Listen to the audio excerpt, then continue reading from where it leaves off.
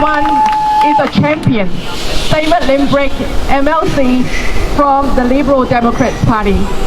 Last week, David has just released a media statement saying that they are going to oppose this bill. David is a hero, is a champion.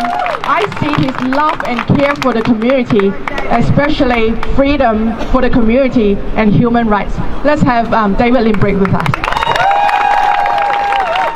Thank you so much for inviting me to speak here today. And it's so wonderful to see so many people able to exercise their right of peaceful assembly, and it's good to see that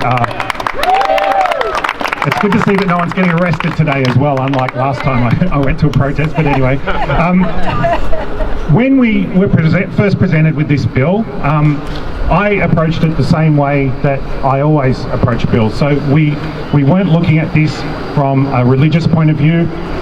My job, I see, as a Member of Parliament, is to defend the rights and liberties of Victorians. And so we looked at it in that context. And in order to get a good view of how this bill might affect people, we underwent a very extensive consultation process. We met with dozens of representatives, many of them are here today, both for and against the bill, to hear their concerns, to hear why they support the bill, to hear why they oppose the bill, and what the details are of what they think about it.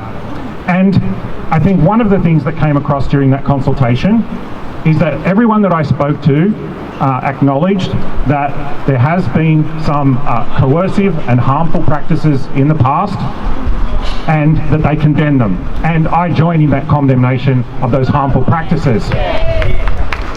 However, and if the bill merely prohibited these type of things, I would support it, and I wouldn't be standing here today, and probably many of you wouldn't be standing here today either.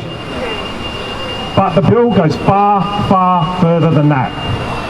What the bill does is effectively outlaw or allow the government, through the Victorian Equal Opportunity and Human Rights Commission, to interfere in the private, consensual relations of adults. This is wrong. Now, there are many things in this world that can cause harm to people, but where we draw the line normally in a free society is around consent. If someone wants assistance with something about their life, advice on their life, and they freely choose to ask for assistance from someone, and someone offers to provide that assistance without coercion, by using their free will, there is no role of the state to interfere in that relationship.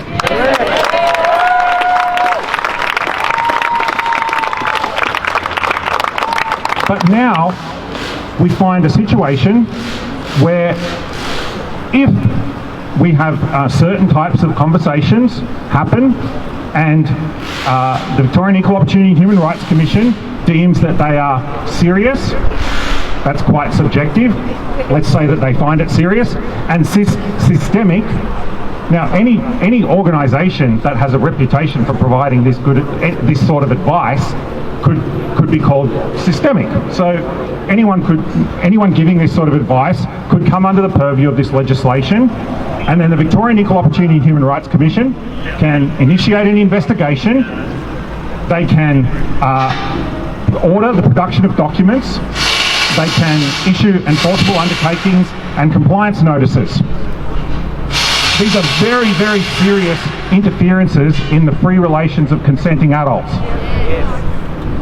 And then we have to look at, what is the government's record here on defence of human rights? We've seen throughout the pandemic, only last month, there was a report from the Victorian Ombudsman into the Housing Commission Tower lockdown, and they concluded that the government was violating human rights.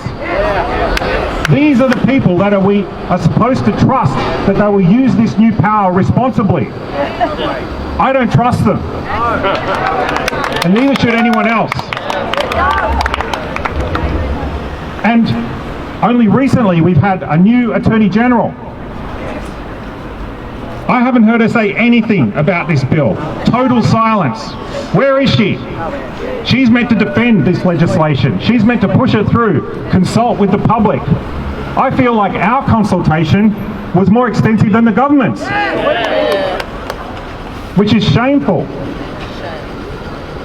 So what I'd like to announce is that I and my colleague Tim Quilty from the Liberal Democrats will be opposing this bill next week in Parliament. Thank you and good luck. Thank you, David.